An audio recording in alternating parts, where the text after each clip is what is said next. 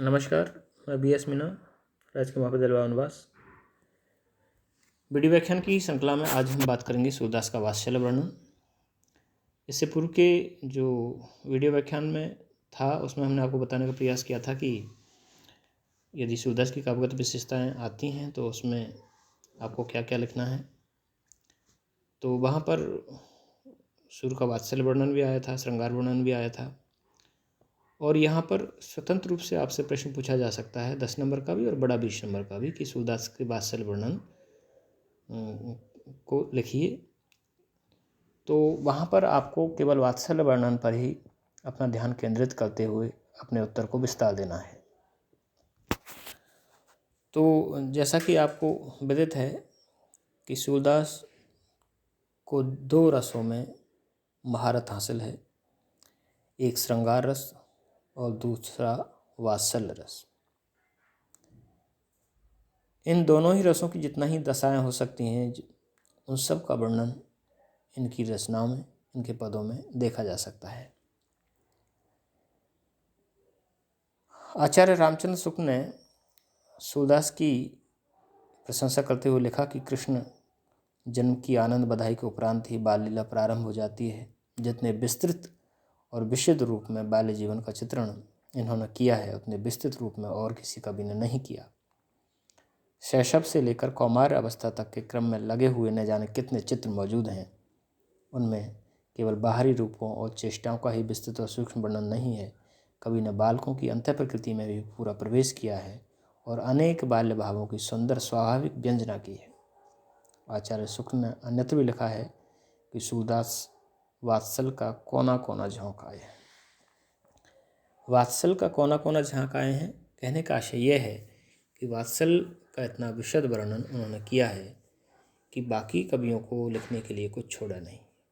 जितना सुंदर, जितना महत्वपूर्ण, जितना अच्छा वर्णन इन्होंने वात्सल का किया है वैसा अन्य कवियों के यहाँ देखने को नहीं मिलता है।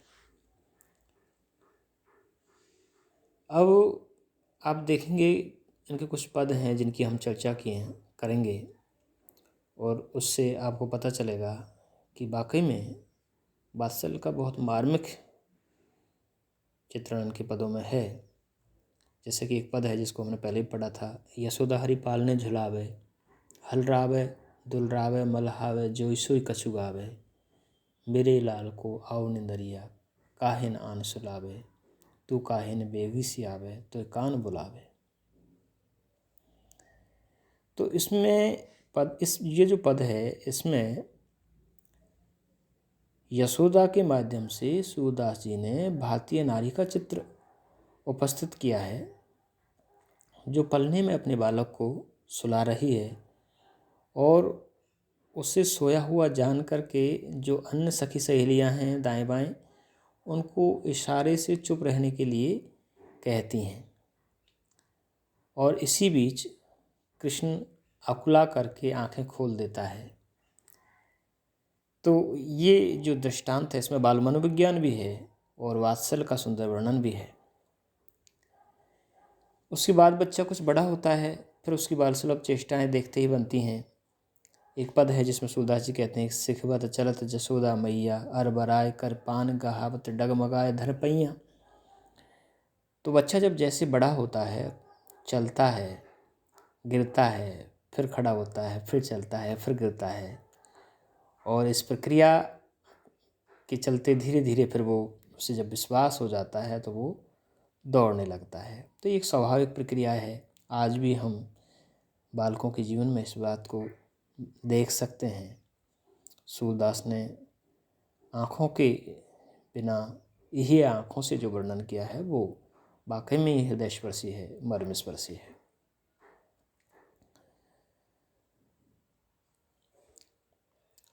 इसके अलावा एक पद और है जिसमें वे लिखते हैं कि जसोदा जबई कहाँ अनबावन रोई गए हरि लोटत री, तेल वटनो ले आगे धरी लालहि चोटत पोटत री, मैं बल जाऊँ नहाऊँ जनि मोहन कत रोवत बिनु काजेरी, पाछे धरी राख्यो छपाई के उबटन तेल समाजेरी। बालक नहाने से स्नान करने से प्राय भागते हैं, खासकर जब ठंड का मौसम होता है। या फिर हमारी संस्कृति में ये रहा है कि बच्चों को उपटन मल के और उनकी जो स्किन होती है, त्वचा की जो सफाई की जाती है, और फिर नहलाया जाता है उपटन लगा के, साफ़ सुथरा करने के लिए। एक शुद्ध जो हमारी व्यवस्थाएं थी, प्रक्रियाएं थी, जिसके माध्यम से बच्चे को स्नान कराया जाता था। तो उस संदर्भ में ये पद है, और वो बच्चा उसको देख के भाग जाता है और उपटन को छुपा के माँ यशोदा रखती हैं। तो इस तरह का वर्णन इस पद में है।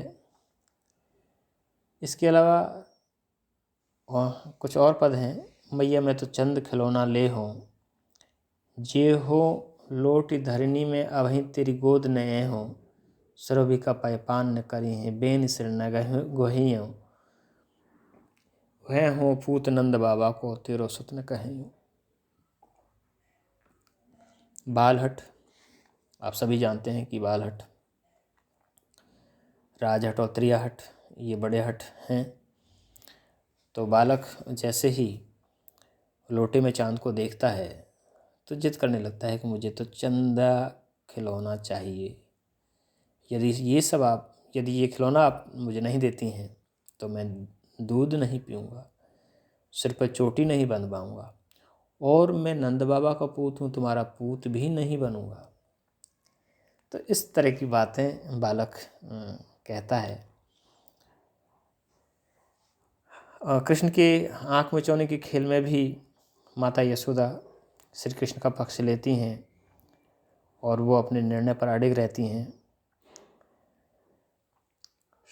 सुदामा को चोर बनाना है, श्रीदामा को चोर बनाना है, और पुत्र के जीतने पर माता यशोदा की हृदयग्राही जो खुशी है उसका वर्णन इस पद में है। हरि तब अपनी आँख मुदाई, सखा सहित बलराम छुपाने, जह थे गई भगाई, कान लगी कहो जननी यशोदा बा घर में बलराम, बलराम को आवत दे हो श्रीदामा सो काम, दौड़ दौड़ बालक सब आवत, छुबत मेहर गौ माता, सब आए रहे सुबल, श्रीदामा हारे अब के दाता।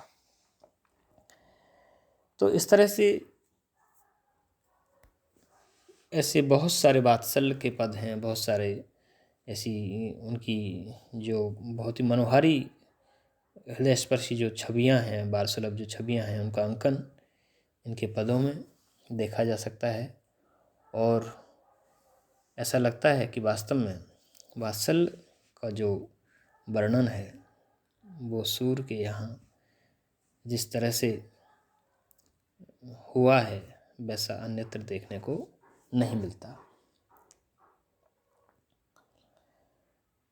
एक तरफ एक पद और है जिसमें वे बड़े हो गए हैं और अपने सखाओं के साथ उन्होंने खेलना शुरू कर दिया है, और गाय के जो दूध दुहने की उत्सुकता उनमें पैदा होती है, वो गाय का दूध दोहना चाहते हैं।